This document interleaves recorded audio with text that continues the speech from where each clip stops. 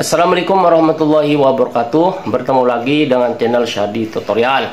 Salawat dan salam kami selalu haturkan kepada junjungan kita Nabi besar Muhammad sallallahu alaihi wasallam, kepada keluarganya dan kepada sahabatnya, dan juga terkhusus orang Islam yang ada di Indonesia maupun ada di luar negeri, dari Sabang sampai Merauke, yang tidak saya sebutkan satu persatu tentunya. Di masyarakat yang paling bawah dari RT sampai presiden dan kiai, semuanya dihina dan dicaci. Saya punya pertanyaan nih buat Habib Bahar. Yang pertama, apakah ada di Al-Quran itu mengajarkan menghina orang lain? Apakah ada ayatnya? Silahkan disebutkan. Apa ada hadisnya? Silahkan sebutkan bunyinya seperti apa. Saya kira itu tidak ada. Terus Rasulullah Shallallahu Alaihi Wasallam apa senang dengan ceramah Anda itu? Nih saya mau bercerita dari zaman dulu teman-teman, bahwa akhlak itu penting. Orang itu ilmunya tinggi, kuliah di luar negeri sampai menghabiskan uang ratusan juta.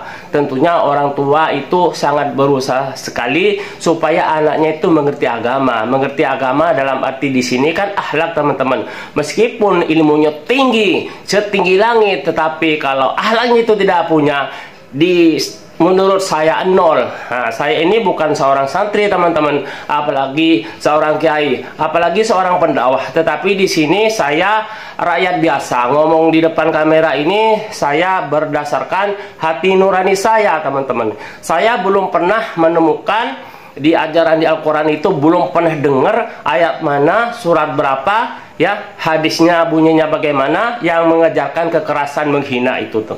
Apalagi yang hina itu presiden, dari kelas bawah ya, dari RT sampai presiden, semuanya dihina, semuanya oleh Habib Bahar itu. Terus bagaimana teman-teman menurut agama Hindu, menurut agama Buddha, itu kan nanti dia itu menanggapi persepsi yang buruk kan begitu teman-teman.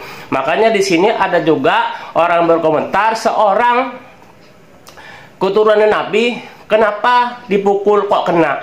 Ini tulisannya. Ini dari netizen teman-teman. Kan persepsinya jelek teman-teman. Mungkin sebagian orang yang mengerti diam karena takut.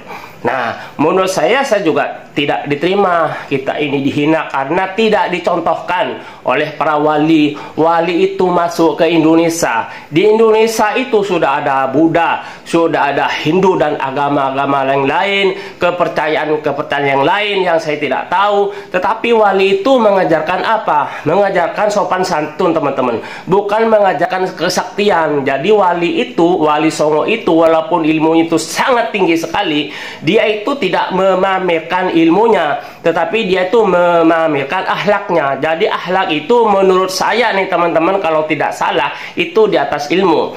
Sedangkan Habib Bahar ini teman-teman, itu tidak ada remnya, ya, tidak ada remnya. Sedangkan Nahdlatul Ulama, ya, PBNU, itu mengharuskan teman-teman hormat kepada Habib, ya, kepada Habib karena keturunan Rasulullah. Dia itu takut, jadi orang-orang di Indonesia itu takut nggak mendapat syafaatnya Rasulullah. Itu kalau memang Habib Bahar itu Habib beneran. Saya tidak mau mengatakan Habib Bahar itu Habib beneran atau tidak teman-teman. Yang jelas dia itu ngaku seorang Habib. Cuman saya tidak berani mengatakan Habib Bahar itu bukan Habib, atau Habib Bahar itu Habib. Saya berani karena saya tidak bisa membuktikannya. Nah, kan pemerintah itu tugasnya pemerintah dan kiai yang bisa menentukan itu Habib atau bukan. Yang jelas teman-teman, walaupun Habib teman-teman ya, kalau ceramahnya seperti itu, saya pribadi tetap tidak setuju. Persepsi saya kan lain. Banyak masyarakat yang bodoh itu pasti tidak suka teman-teman, ya kan? Itu tugasnya warga atau bagaimana? Itu tugasnya pemerintah. Nah, kalau kira-kira itu nanti timbul perselisihan, timbul perang, ya, sebenarnya menurut saya ini teman-teman, Habib Bahar itu menghina Islam sebenarnya. Bukan ingin kokoh. Di Indonesia itu kan banyak tradisi. Tradisi itu ada berapa sih di Indonesia? Banyak. Ya, suku berbeda-beda, adatnya berbeda-beda, cara kehidupannya berbeda-beda. Semua itu mengutamakan akhlak. Lah, sampai sekarang Indonesia terbentuk negara kesatuan Republik Indonesia. Dulu teman-teman, perang dulu ya, mengeluarkan darah, napas hilang, keluarga hilang semua, meninggal zaman dulu. Tetapi ini sekarang tinggal meneruskan saja, ya kan? Gampang nggak? Tetapi malah mau dihancurkan. Ini bisa terjadi perang kalau Habib Bahar ini tidak berhenti ceramahnya seperti itu. Karena mengundang kebencian itu. Mengundang kebencian. Di agama diajar enggak orang supaya saling membenci? Kan tidak, teman-teman. Solusinya bagaimana? Kalau sudah terjadi seperti itu, mungkin Habib Bahar ngomong keceplosan. Namanya keceplosan itu, teman-teman, cuman 1 kali atau 2 kali keceplosan. Tapi itu terulang-ulang dari RT dihina sampai presiden. Apakah itu nama keceplosan? Nah, begitu, teman-teman. Zaman sekarang ada juga orang bilang nih, zaman sekarang banyak tokoh agama yang mengalami aniaya dan dicaci maki dari masyarakat. Mengapa demikian?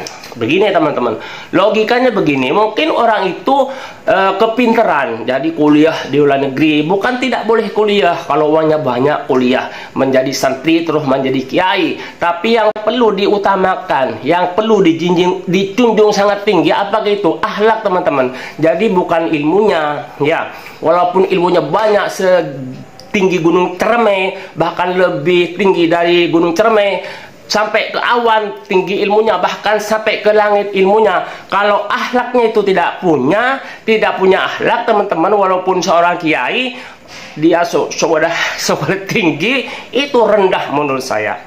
Tetapi teman-teman, walaupun Anda itu tidak sekolah nih ya, baru lulus SD, bahkan tidak lulus SD, tapi dia punya akhlak, itu lebih bagus daripada orang ilmunya tinggi malah untuk mencaci sesamanya. Begitu. Ini menurut saya. Bagaimana solusinya? Solusinya bagaimana untuk mengatasi Habib Bahar ini? Solusinya begini, teman-teman. Habib Bahar itu kan menghina kita. Dari RT sampai presiden dihina. Berarti kita semuanya dihina. Solusinya bagaimana? Tidak usah diikuti saja. Tidak usah dibalas. Diam aja, tidak usah diikuti. Jemaahnya pergi aja. Yang saya tidak mengerti, jemaahnya kenapa ada? Kenapa masih ada jemaahnya? Itu yang saya tidak mengerti, teman-teman. Saya kira kalau jemaahnya tidak hadir dalam acara tersebut, seperti Bangser, BBNU, tidak usah mengusir Ansor dan Bangsernya, tidak usah diusir, asalkan masyarakatnya, pengikutnya bubar aja sendiri. Silahkan ceramah-ceramah sendiri. Menurut saya seperti itu, tidak usah dilawan dengan kekerasan. Lihat, dipukul seperti ini, ya kan? Dia itu sudah keras, sudah menghina kita. Kita tidak boleh menghina lagi, teman-teman. Menurut saya ini. Terus menurut Anda bagaimana? Ketika dihina, apakah dihina lagi? Itu di Islam kan tidak dicontohkan oleh para rasul, para sahabat, para wali songo. Itu kan tidak diajarkan seperti itu. Ini hanya menurut saya, teman-teman. Ya, menurut Anda itu bagaimana? Karena saya ini bukan seorang ustadz, bukan seorang kiai. Cuma saya berbicara di sini ya berdasarkan logika. Bagaimana caranya kita tidak saling menghina. Intinya seperti itu. Kalau itu terus-menerus Habib Bahar, nanti kan menjadi bumerang buat Anda sendiri. Begitu. Jadi mulutmu harimaumu. Jadi hati-hati berbicara. Berbicara itu penting. Jangan asal keluar. Banyak orang sukses di Indonesia, bahkan di dunia, itu kan karena mulutnya. Coba seorang penyanyi, dia itu kan karena mulutnya. Ada juga orang di penjara karena mulutnya. Jadi mulut itu hati-hati sekali. Kata Agim ya, sekali ngomong buruk keluar dari mulutmu, hilang, tidak bisa ditangkap. Seperti orang menembak peluru. Apabila Anda berkata buruk, ya tidak bisa ditangkap, teman-teman. Jadi berbahaya. Begitu pesan saya. Pesan saya kepada Bahar, saya bukan membenci Anda, bukan. Tapi Anda jangan berbicara seperti itu. Mudah-mudahan Habib Bahar ini menonton video saya ini. Mudah-mudahan Anda mengerti, teman-teman. Jadi menyebarkan agama Islam, walaupun itu baik, kalau dengan cara mencaci, mencemooh, itu bukan membangun, tapi merusak. Oke? Bukan membangun, tapi menghancurkan Islam. Oke, itu saja yang saya sampaikan. Lebih kurangnya saya mohon maaf yang sebesar-besarnya. Apabila ada kata-kata yang salah, saya mohon maaf ya, karena kebenaran itu hanya milik Allah SWT. Usikum binafsi bitaqwallahi. Wassalamualaikum warahmatullahi wabarakatuh.